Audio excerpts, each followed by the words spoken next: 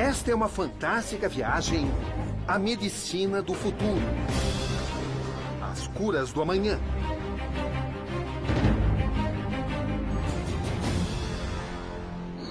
Falar que essa doença não tem cura é difícil. E obviamente vem aquela pergunta, por quê? Sabe, como eu quero voltar a falar, voltar a ouvir.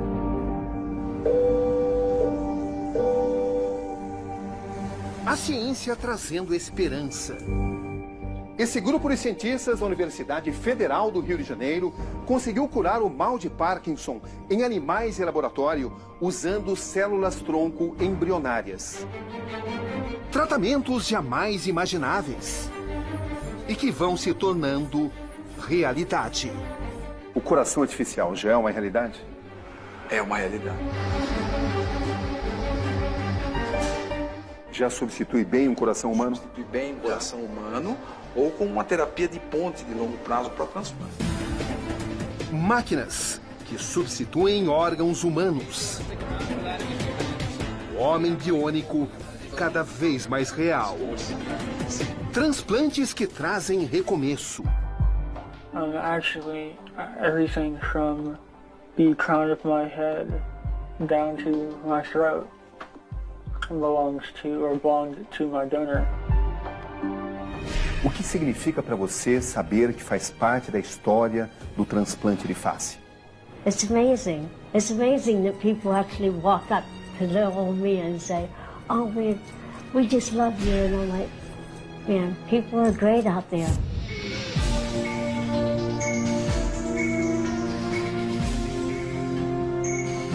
O universo das células-tronco e suas impressionantes possibilidades.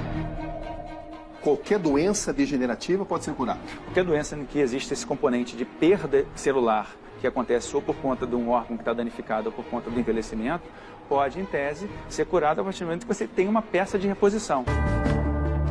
As cirurgias preventivas. Você não teve câncer diagnosticado? Não. Mas teve o receio de acontecer contigo, que já tinha acontecido com as suas irmãs. Tive o receio, sim.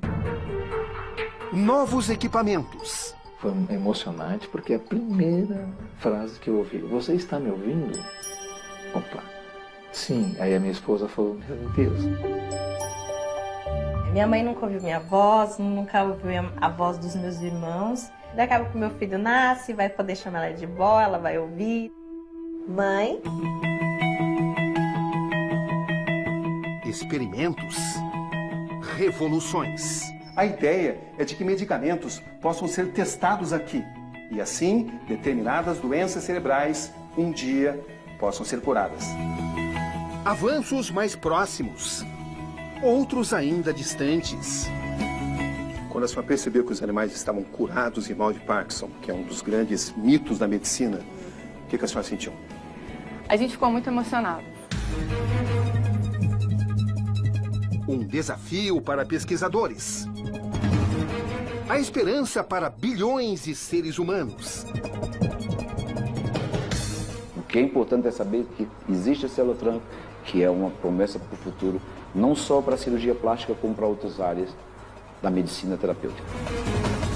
A vida cada vez mais longa e mais saudável.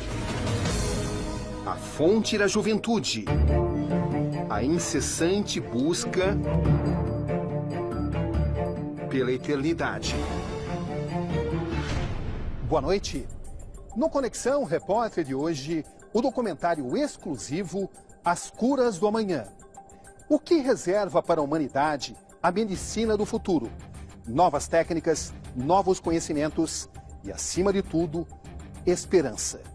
Aqui Roberto Cabrini. E este é o Conexão Repórter de hoje.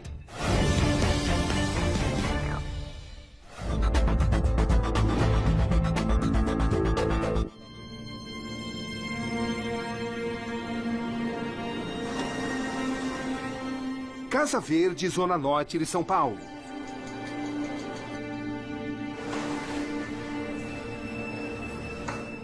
Bom dia, tudo bem? Vamos entrar? Meu marido está no computador. Durante uma aula do curso de informática, Cláudio sente os primeiros sintomas. O ano é 2007.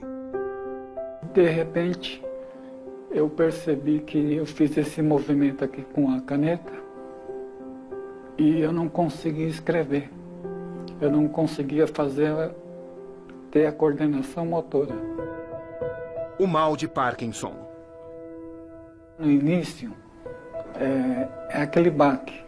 E, obviamente, vem aquela pergunta: por quê? Uma doença do sistema neurológico, degenerativa e ainda sem cura. Ele ainda não conseguiu. Em pouco tempo surgem as dificuldades. Normalmente,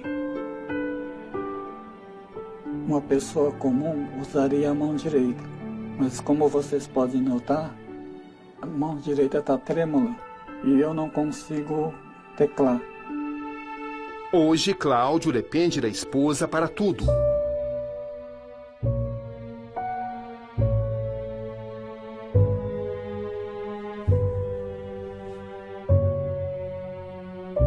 Eu até encontro o buraco, mas aí os dedos parece que travam e a gente não consegue colocar.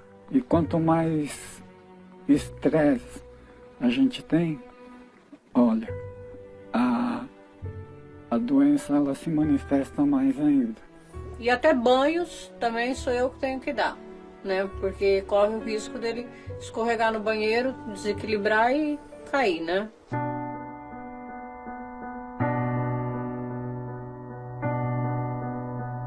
A alimentação dele tem que ser uma alimentação quase tudo quanto é legumes cozido a vapor, né, no micro-ondas, para facilitar para ele mastigar.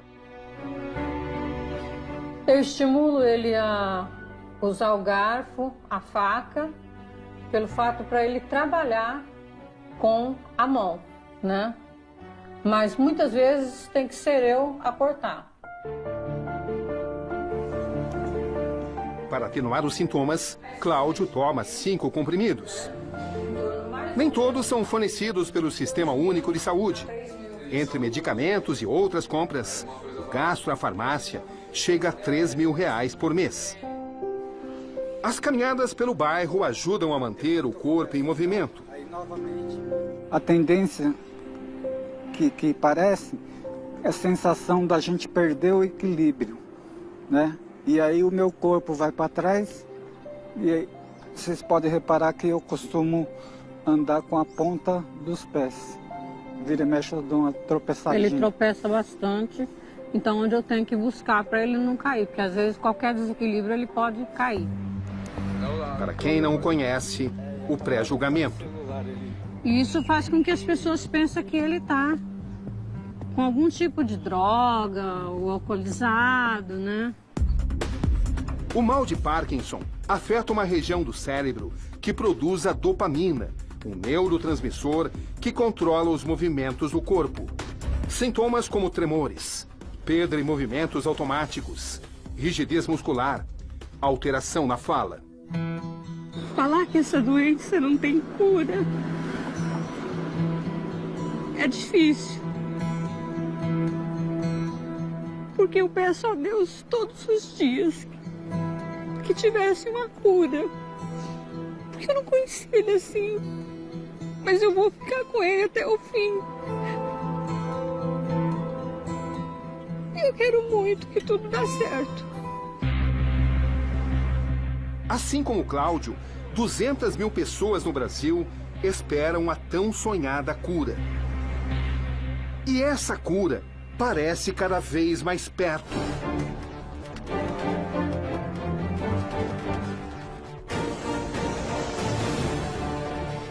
É o que pensam esses cientistas brasileiros. Ilha do Fundão, Zona Norte do Rio de Janeiro. Desembarcamos no quartel-general que desenvolve esses estudos. Esse grupo de cientistas da Universidade Federal do Rio de Janeiro conseguiu curar o mal de Parkinson em animais em laboratório usando células-tronco embrionárias. Mais um avanço significativo rumo à tão sonhada cura em seres humanos. A gente injetou as células dentro do cérebro dos camundongos. Células-tronco. As células-tronco. E aí elas foram se multiplicando e se diferenciando em neurônios. E aí, a partir dessa injeção, a gente ficou 1 ano acompanhando esses animais. São 4 anos de pesquisa aplicada em 12 camundongos que sofrem da disfunção. O experimento traz um resultado promissor. Todos os roedores foram curados. Aqui nós temos uma comparação entre 2 animais. Sim, esses animais eles não receberam tratamento com célula-tronco embrionária, então eles têm dificuldade de se locomover, como a gente pode observar nas imagens, e eles se locomovem bem lentamente. Esses animais aqui, eles receberam a terapia, o transplante celular com células-tronco embrionárias. Então eles fazem o mesmo percurso de forma muito mais rápida e muito mais eficiente. Como as células-tronco embrionárias agem de forma a curar os animais do mal de Parkinson? Então, a gente extrai essas células do embrião, a gente cultiva eles, adiciona o antitumoral, e aí depois essas células vão produzir dopamina. Uma vez que a gente faz o transplante in vivo, essas células vão restaurar o controle da atividade motor dos animais. Em quanto tempo a cura acontece? Nos camundongos, em algumas semanas após o transplante. E a gente fica monitorando ao longo de meses para ver que não forma tumor. A senhora ficou surpresa com o bom resultado em pouco tempo? Realmente a gente se surpreendeu com o pouco tempo de tratamento. Os animais já estavam bem melhores, então a gente se surpreendeu um pouco sim. A gente ficou muito emocionado, foi muito legal. É claro que está muito longe da cura em seres humanos, mas foi muito legal poder viver essa experiência e poder fazer esses experimentos com os animais.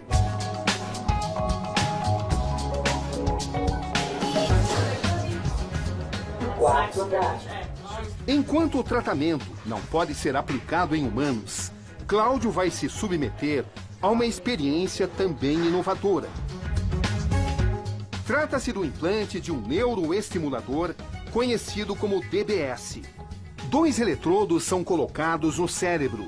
Controlados através de um software, eles minimizam os sintomas do Parkinson.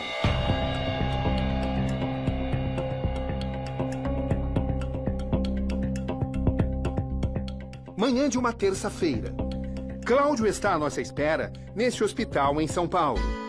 Oi, gente. Tudo bom? Me internei agora pela manhã. Finalmente chegou o dia, né?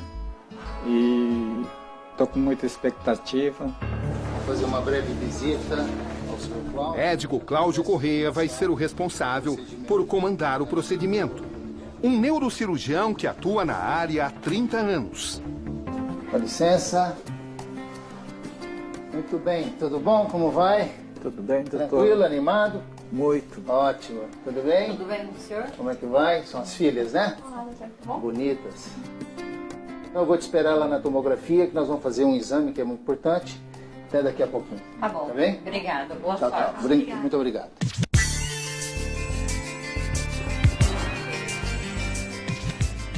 Chegou a hora. Então vamos fazer o último exame.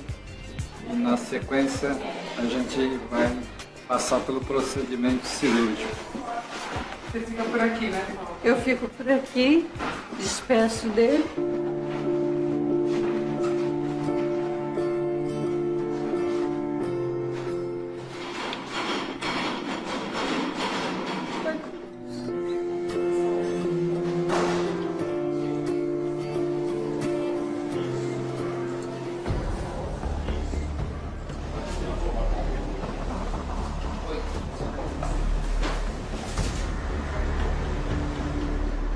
Eles apontam o local exato em que os eletrodos vão ser colocados.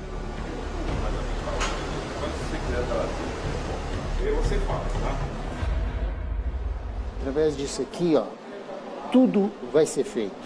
Por isso que é importante. Em cada plano de imagem existe uma distância. Bom, Cláudio, agora vamos para o centro cirúrgico, tá bem? Ok. Aqui já terminamos. Foi tudo bem. Graças a Deus.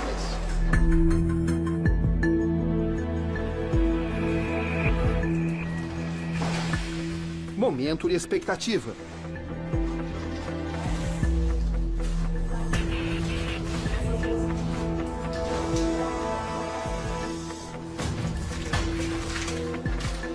começam os preparativos para a aplicação do eletrodo no cérebro de Cláudio. Há 8 anos ele descobriu o Parkinson. O procedimento pode representar uma melhor condição de vida a ele. O que está sendo feito nesse ambiente? Ele vai me propiciar as coordenadas que me possibilitarão o implante do eletrodo no alvo que foi escolhido. O cabelo é raspado. O material está tudo em sala? Integradores ok? Estão só preparando os campos para começar a cirurgia.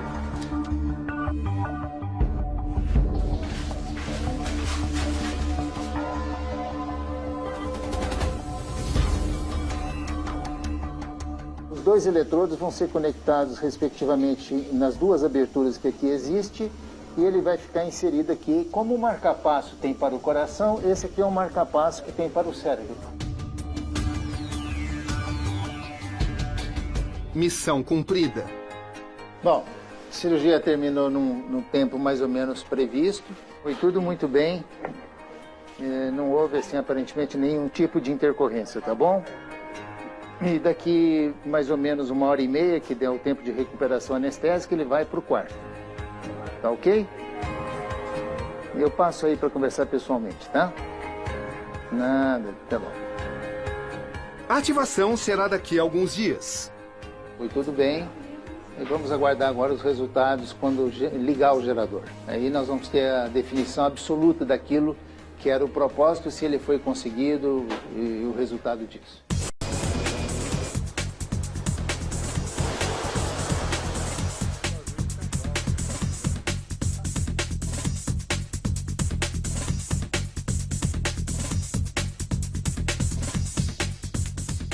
Aqui nesse laboratório, cientistas brasileiros estão empenhados em uma revolução. A medicina do futuro passa necessariamente pelo estudo das células-tronco. São tecidos, órgãos recriados, reproduzidos com o objetivo de superar degenerações. Estamos falando de infinitas possibilidades de cura. Qualquer doença em que existe esse componente de perda celular, que acontece ou por conta de um órgão que está danificado ou por conta do envelhecimento, pode, em tese, ser curado a partir do momento que você tem uma peça de reposição. A célula-tronco é como se fosse uma peça de reposição. O AVC, o acidente vascular cerebral, estamos perto da cura? Há uma série de evidências experimentais que mostram a eficácia de células-tronco também no acidente vascular cerebral. E, inclusive, em vários testes clínicos, o Brasil, nesse ponto, foi um dos pioneiros na aplicação de células-tronco como um teste clínico em pacientes. Aqui nesse setor do laboratório, altamente protegido, estão sendo desenvolvidos os chamados minicérebros. São organoides, pequenos órgãos que reproduzem o cérebro humano em desenvolvimento. A ideia é de que medicamentos possam ser testados aqui e, assim, determinadas doenças cerebrais, um dia, possam ser curadas. O que a gente está vendo aqui são justamente o início do crescimento desses minicérebros. Cada bolinha dessa aqui dentro desse líquido amarelo são essas estruturas, que são esses organoides cerebrais, que são modelos do cérebro humano. Então aqui estão numa fase ainda muito inicial, cada bolinha dessa aí são milhões de células se organizando como se fosse um mini cérebro humano. Só nos Estados Unidos são mais de 3.000 testes. Todos envolvem células-tronco para a cura do Parkinson, Alzheimer e câncer. Aqui não faltam recursos para a medicina do futuro. Olha o que caiu para nós. Um futuro que já chegou. Aqui o transplante de face já é uma realidade. Região metropolitana de Dallas, centro financeiro do estado do Texas, um dos mais ricos do sudoeste americano. Estou à procura do jovem que tem o mesmo nome da terceira maior cidade texana, Dallas Wings. Esta é a Igreja Batista de Ridgely, em Fort Worth, Texas, Estados Unidos. Um local do qual Dallas Wings jamais vai esquecer. Sua missão era a de pintar o telhado desta igreja. Ganharia para isso pouco mais de $200. Usando uma plataforma automática, Dallas foi alçado pelo braço hidráulico da máquina. Já estava lá em cima e então No momento de desatenção, tudo aconteceu. Dallas encostou sua testa nos fios de alta tensão. Em uma fração de segundos, sua vida tinha mudado para sempre. O que vem à sua mente agora, aqui nesse lugar? Well, this sanctuary is actually where I accepted Christ as my Lord and Savior, where I grew up, and actually it's where I'm getting married. Wow. So it means a lot to me in here. There's a lot of memories here, good ones. O acidente deixa Dallas cego, sem lábios, nariz e sobrancelhas. Seu rosto fica totalmente desfigurado. No seu novo rosto, o que pertence a você, o que pertencia ao seu doador? Actually, everything from the crown of my head down to my throat belonged to my donor, and was done with everything from the crown of my head back, so just basically the back of my head, and the hair on the back of my head belonged to me. So about half of my hair and everything on my face, the nose, the eyebrows, eyelashes, the facial hair, the lips, everything on my face belonged to my donor. I would love to. I've already reached out to his family, trying to make contact, hoping that... Dallas e sua nova face. Dallas e sua face original. Você achou que ia morrer? I did die. I remember death. O transplante de Dallas Wings, em 2011. O rosto é tremendamente especial e envolve preocupações éticas. Estamos retirando parte de uma pessoa e colocando em outra. À primeira vista, seria apenas uma questão estética, já que não se trata de um órgão vital. Mas em casos como o de Dallas, o transplante significa um recomeço. É como voltar a ter uma identidade, afirma o Dr. Pomahac. Em cirurgias assim, o doador precisa necessariamente estar com o batimento cardíaco, em estado de morte cerebral. O momento da cirurgia foi um dos mais estressantes da minha vida, relembra o Dr. Pomahac. Tínhamos tudo definido. Toda a estratégia que seria adotada. Uma parte da equipe voou de um estado para o outro para recuperar o tecido do doador e outra para transportar a face.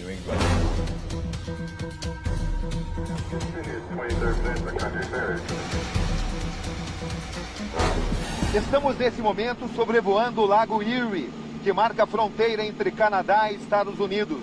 E é justamente desse lado, o lado americano, que temos um encontro com uma mulher que faz parte da história dos transplantes faciais em todo o mundo. Seu nome, Connie Cope. Erie, Pensilvânia, nordeste dos Estados Unidos. Cidade de pouco mais de 100 mil habitantes.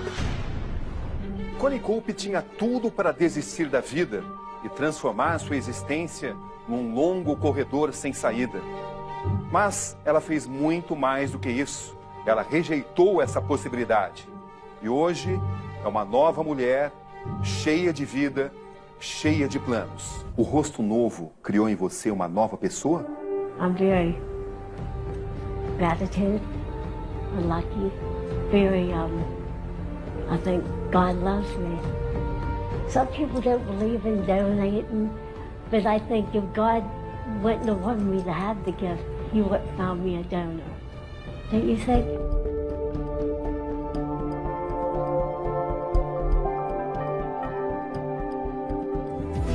Esta é a doutora Maria Simenon, responsável pelo transplante de face de Connie Cope. Em 2008, ela comanda a equipe que transplanta 80% do rosto de Connie.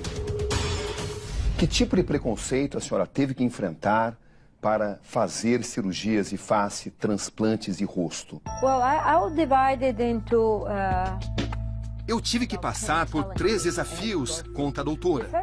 O primeiro era provar aos especialistas que alguém como eu, propondo o transplante de face pela primeira vez, seria capaz de executá-lo. Depois, precisava da aprovação ética e dos comitês institucionais, mostrando que o transplante seria feito para as pessoas terem as funções naturais de volta. Por último, precisávamos achar o dinheiro.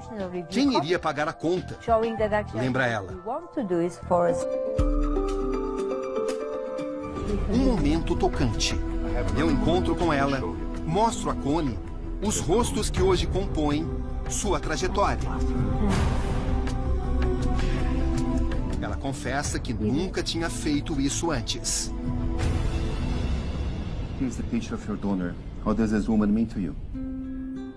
Oh my goodness, she looks a lot like me, huh? I've never seen a picture of her before.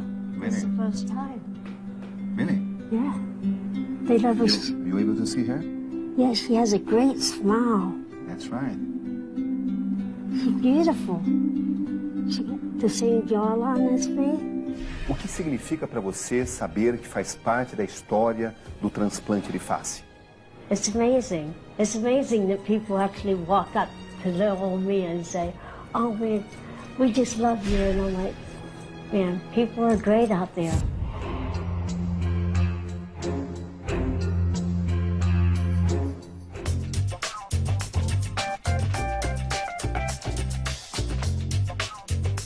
No Brasil, Osiel Santos, de 24 anos, se inspira nas histórias de Dallas e de Connie. No caso dele, um tumor na boca começou aos 15 anos. Você diria que perdeu o rosto totalmente? Perdi meu rosto, meu lado. Daqui até aqui perdi totalmente meu rosto. Sua face está praticamente sem lábios, nariz e parte da mandíbula. Como é que você descreve o que aconteceu contigo? Não tem como descrever, né? É uma coisa... Eu olho no espelho assim, eu não consigo, sabe, pensar por que aconteceu comigo, né? Entendeu? É uma coisa... É triste, eu olho, fico olhando no espelho. Mas, se Deus quiser assim será. Até hoje você tem dificuldades para se olhar no espelho? Tem. Você já aceitou o que aconteceu contigo? Agora, aceitei já, aceitei. É difícil. Assim, se você tirar a máscara pra pessoa que não me conhece, a pessoa pode até desmaiar na minha frente, se ela olhar. Entendi. Porque eu já acostumei, minha família já acostumou. Isso eu não gosto em qualquer lugar. Osiel já passou por exames e consultas, mas ainda não há previsão de quando a cirurgia será realizada. Eu acho normal, eu tive a vida aquela vazia normal. Eu quero minha vida de novo. No seu coração, no seu íntimo, você já se imagina com um novo rosto? Já até sonho com o meu rosto perfeito. E é isso que eu quero.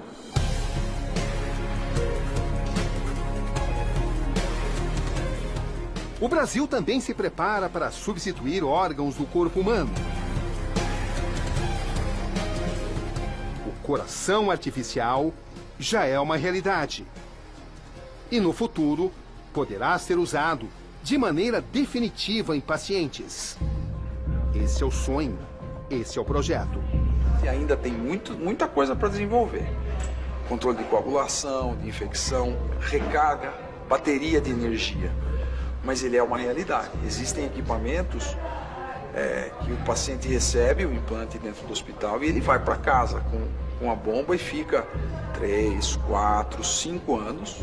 Já substitui bem um coração humano? Substitui bem um coração humano ou com uma terapia de ponte de longo prazo para transplante. Mas ele substitui bem, mas com limitações. O transplante é melhor. Nesse momento, qual é a limitação do coração artificial? Infecção e fonte de energia e complicações relacionadas à trombose e coagulação. Fora do Brasil, existem mais de 20 mil pessoas que já receberam algum tipo de coração artificial. Com que tipo de resultado? O resultado ainda é incipiente, os dispositivos estão muito caros, a experiência ainda é pequena, mas neste campo nós estamos avançando rapidamente. Nós temos toda a condição de, em breve, nos avançarmos nessa terapia nova. Mas nada substitui o tecido biológico, nada substitui o coração natural. E no futuro? No futuro, pode ser. O futuro até pode ser.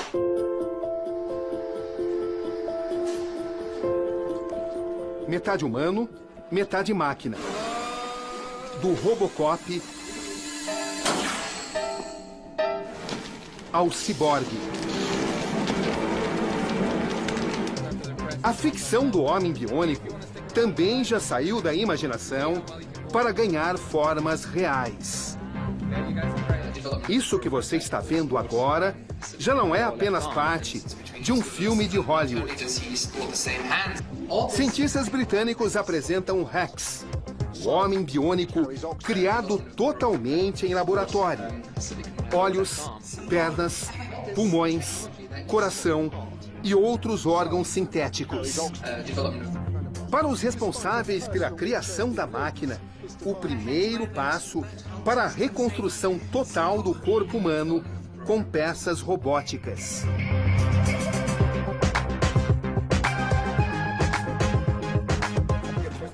O que mudou na vida de Cláudio? Os dois eletrodos vão ser conectados respectivamente nas duas aberturas que aqui existe e ele vai ficar inserido aqui. Como o marca-passo tem para o coração, esse aqui é um marca-passo que tem para o cérebro. No hospital, clima de descontração. Tudo bem? Como é que vai? Tudo bem, doutor? Como é que vão as coisas? Tudo bem? Tudo bem. Tá aí, Cláudio? Preparado para ir embora? Preparado. Ótimo. Tá se sentindo bem? Bastante. Então nós vamos ligar o gerador dele, que faz o controle dos sintomas parkinsonianos, tá certo? Claro que isso é um primeiro ajuste. Esse ajuste ele vai ter que ser feito agora ao longo dos próximos dias até adequar a um melhor controle possível. Bom, vamos fazer um teste com você. Fica de pé e dá uma caminhada, por favor. Vamos ver. A melhora se manifesta assim. Estou andando bem melhor. Já comentei com o Dr. Cláudio no dia da cirurgia, depois que eu saí da anestesia, eu já percebi a mão, né, que parou de tremer, como tremia, e senti mais leve. A musculatura já reagiu, consigo abrir e fechar, ter o controle. Graças a Deus foi um sucesso. Você tá considerando que a fala tá boa? Você conversou com ela? Eu tô achando que tá boa, mas o que você acha? Eu acho que está melhor. Tá bom. Esse tratamento ele objetiva fundamentalmente controlar os movimentos involuntários e a rigidez, que são dois dos mais importantes entre os sintomas parkinsonianos que limitam a atividade da vida diária desses pacientes. Então, a gente com isto não está dizendo que ele está curado da doença, mas vai ter um período de controle melhor do que ele vinha tendo só com a medicação. Abotoar a camisa, calçar os sapatos. Atividades simples, agora acessíveis. Você percebe que agora ele já está calçando com mais facilidade.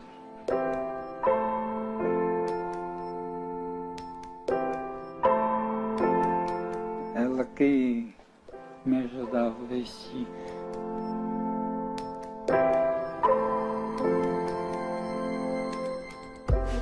E pronto, foi embora. Vamos. Não vejo a hora.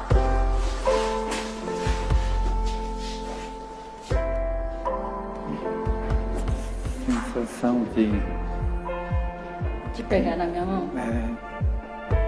De ter a liberdade de movimento, recuperar os movimentos que não tinha. Nossa. Está feliz? Muito.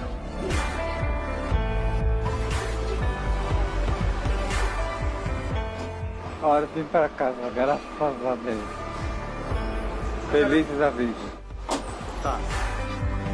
Novas pesquisas, novos tratamentos que trazem esperança, mas que são também terreno fértil para aproveitadores. Um mundo à parte, um mundo de falsas promessas. Pacientes que atravessam o mundo em busca de uma solução. São atraídos por todo tipo de enganação. É o chamado turismo de células-tronco, uma grande preocupação da comunidade científica. Sites vendem ilusões. Pacientes gastam fortunas. E nem todos conseguem separar o joio do trigo. A enganação irresponsável da pesquisa legítima. Desde cura do autismo, da própria esquizofrenia, da esclerose lateral amiotrófica, das doenças as mais incuráveis e complexas possíveis, vão sendo anunciadas, infelizmente, por essas clínicas como sendo passíveis de cura a partir dessas células. As pesquisas envolvem bilhões de dólares.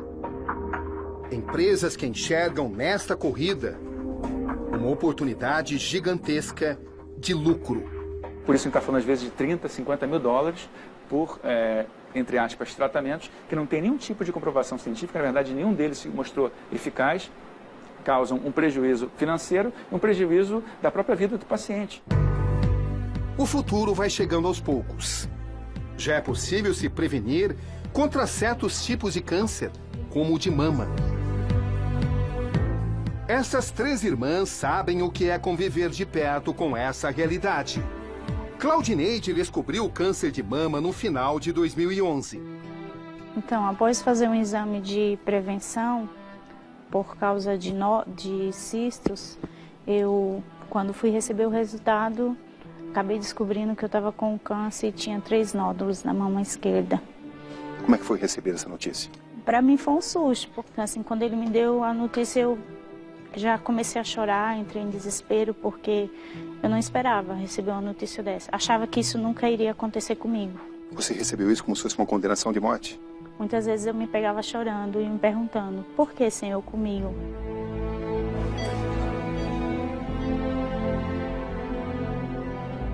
Foram 4 meses de sessões de quimioterapia, radioterapia e uma cirurgia de mastectomia, que consiste na retirada total do tecido mamário. Como é que foi ter a mama retirada? Quando ele tirou a mama esquerda, que eu fiquei só com uma direita, que eu olhava no espelho e via só um lado do meu corpo com o seio, então para mim era muito difícil. Como é que você enfrentou o câncer? Eu enfrentei de cabeça erguida, com muita determinação e sempre colocando na minha cabeça, isso tudo que está acontecendo é só um momento, vai passar. Todo o tratamento foi realizado nesse hospital no centro da capital, onde ela também trabalha. Essa é a minha rotina de trabalho. Eu chego todos os dias, eu desço, pego todas as coisas. Pego lá embaixo na cozinha as frutas, pego os pães, as sobremesas e eu faço a contagem dos pacientes e começo a montar. É nessa sala aqui. Bom dia, a senhora poderia me informar seu nome e a data de nascimento? Hoje a alegria tem um motivo especial. Hoje é meu último dia de trabalho. Amanhã eu vou internar às 8 horas da manhã, porque eu tenho uma cirurgia para reconstrução do bico. Clima de ansiedade. Boa tarde, tudo bem? Hoje eu vou encerrar um ciclo e vou me ver como eu sempre quis me ver. Tchau, gente. Até daqui a pouco. Chegou a hora. Equipe médica reunida. Isso é fundamental no tratamento do câncer de mama, porque é um dos motivos que a paciente deixa de pensar na doença em si e ela tem também todas as chances de voltar à vida normal, a usar uma roupa, ir para a praia, frequentar um clube. Então o estigma da doença fica totalmente disperso nela.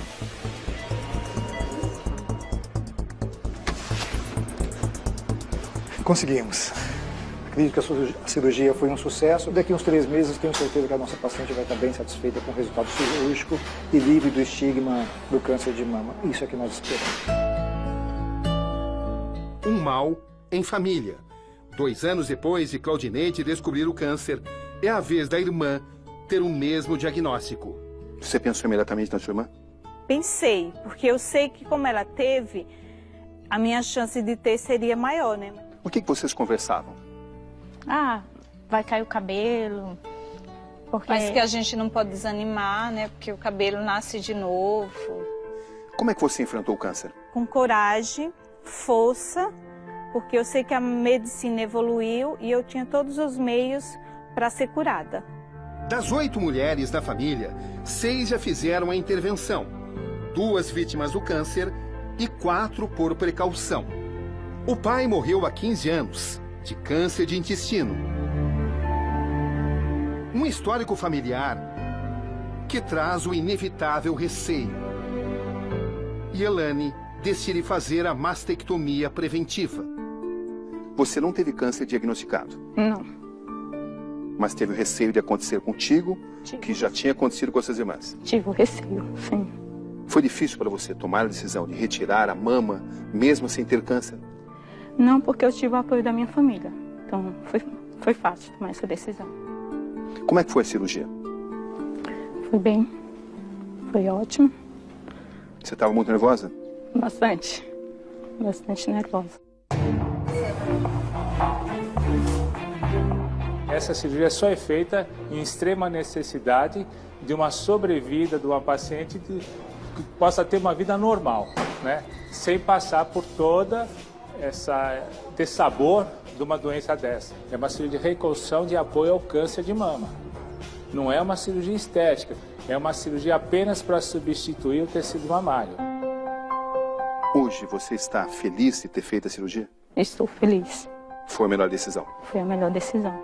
O metro vem sendo cada vez mais adotado por mulheres em todo o mundo. A começar pela atriz Angelina Jolie, que também fez o procedimento pelo mesmo motivo. A mãe morreu vítima dessa doença aos 56 anos. Você se identificou com a história da Angelina Jolie? Me identifiquei e, assim, acho que as pessoas têm que ver, olhar para esse lado, para essa doença de outra forma, assim como ela também olhou, né?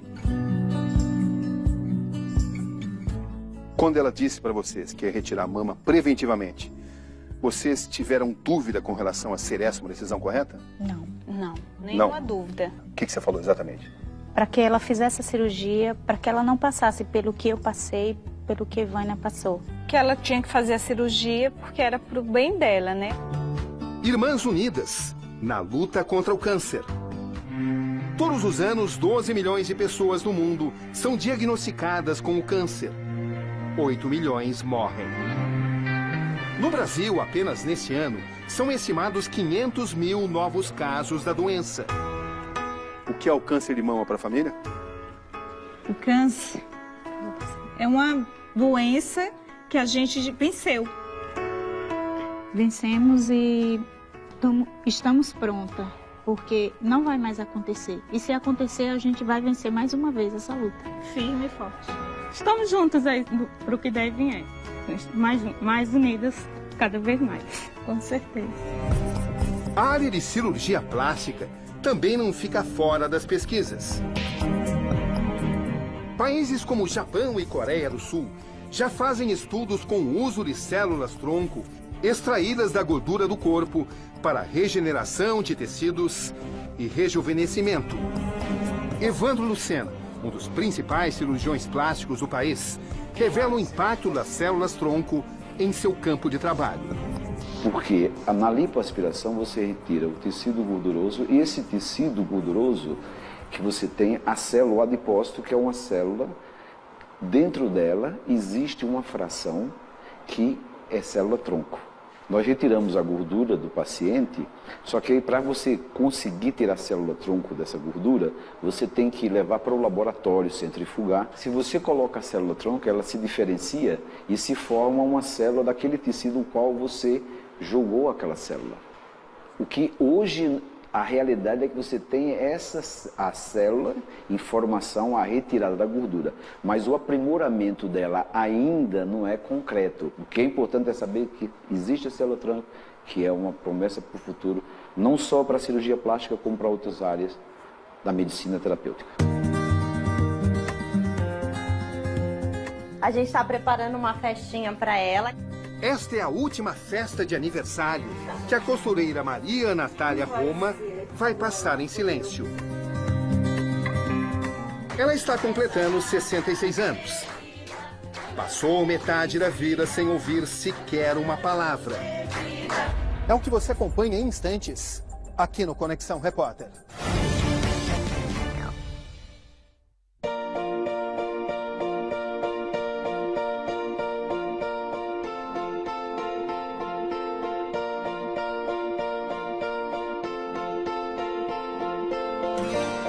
Oi, gente, seja bem-vindo. Aqui é a casa da minha mãe.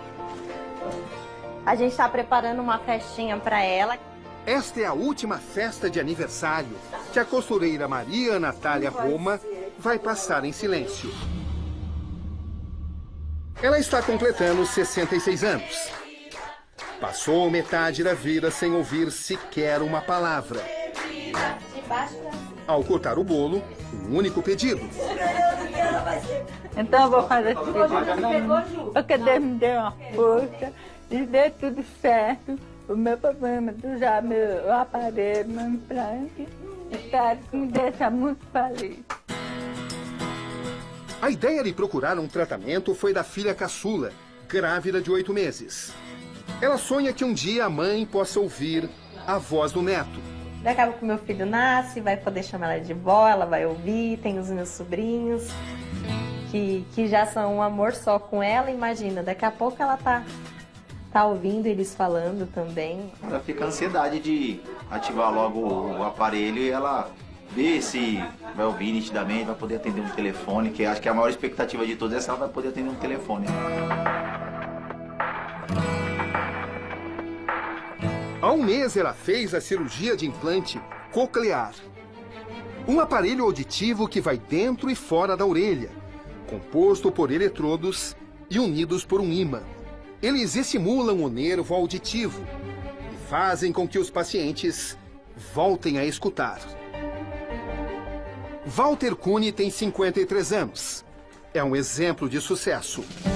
Foi emocionante porque a primeira frase que eu ouvi, você está me ouvindo? Opa, sim. Aí a minha esposa falou, meu Deus. A Natália vai usar um modelo de aparelho semelhante. A tecnologia australiana já existe no Brasil. Funciona por conexão wireless. O som não é ruim, ele é diferente e o cérebro vai processar isso e vai se adaptar e ele vai fazer a conexão. Manhã de uma quarta-feira de inverno. A Natália se prepara para ativar o implante.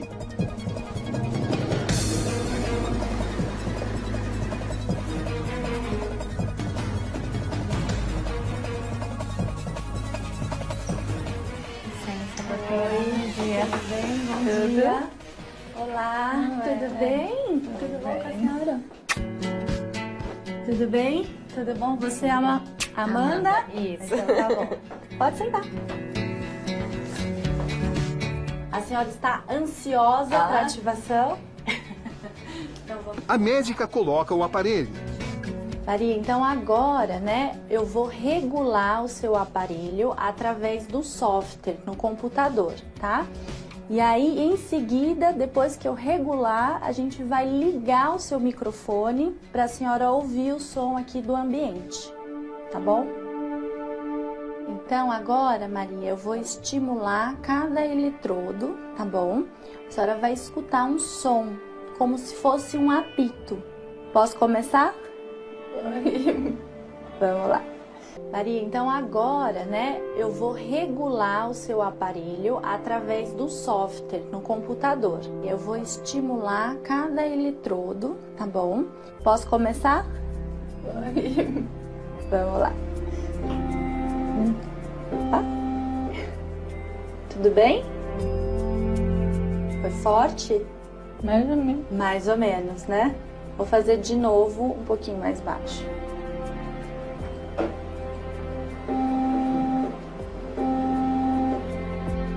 Ouviu?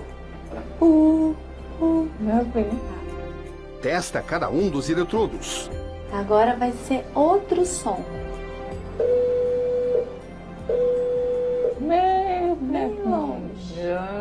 Melhor. Vou aumentar. Melhor. A filha Amanda observa tudo atentamente.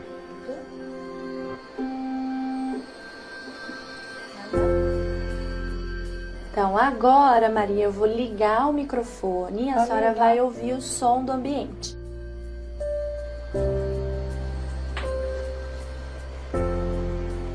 Mãe? Mãe? Ai! Ai, gente. Muito louco isso. Muito louco. Vai falar, mãe. Foi. É muito louco.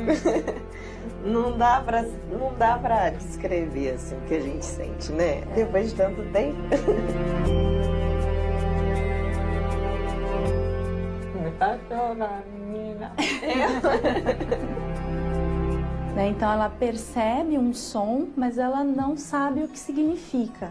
Esse som é um som codificado, é um som elétrico, que ela vai precisar adaptar para começar a entender esse som. Não vai assim direto, som da palavra, tá? Então, a partir de agora, duas coisas são muito importantes. Primeiro, o uso contínuo, então ela precisa usar o implante o tempo inteiro, para ter esse estímulo de forma contínua. E fazer a reabilitação fonoaudiológica, que é um treinamento auditivo, para ajudá-la nesse processo de adaptação. Então, terminamos. Obrigada. O velho sonho de ouvir os sons do mundo. Tudo certo, vai ficar ótimo, viu? Um pouco. Ela fala toda, mas negocinho, não entendi a falar. Hoje é o primeiro dia de uma vida nova dela mesmo, da vida nova dela, desse mundo barulhento que ela vai viver daqui pra frente. Mas com muita emoção mesmo. Agora fica mais fácil. Agora vai ficar uma pessoa nova. Vai, já é.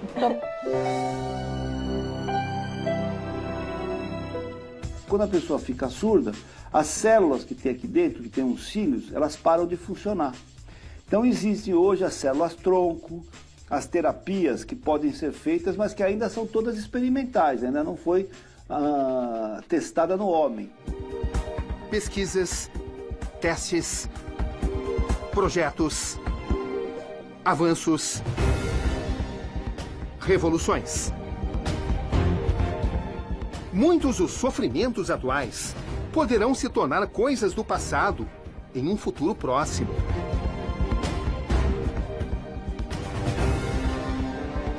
Algumas vezes uma questão de meses, outras de anos. Talvez décadas. Uma reunião das melhores inteligências humanas em todo o mundo atrás de um sonho inconfesso. A imortalidade. A vitória final. Mãe?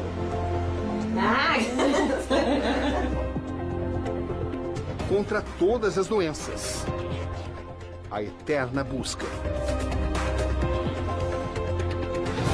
Sem dúvida, as perspectivas são muito animadoras. Entretanto, as esperanças de cura não podem ser confundidas com as falsas promessas. Aqui Roberto Cabrini.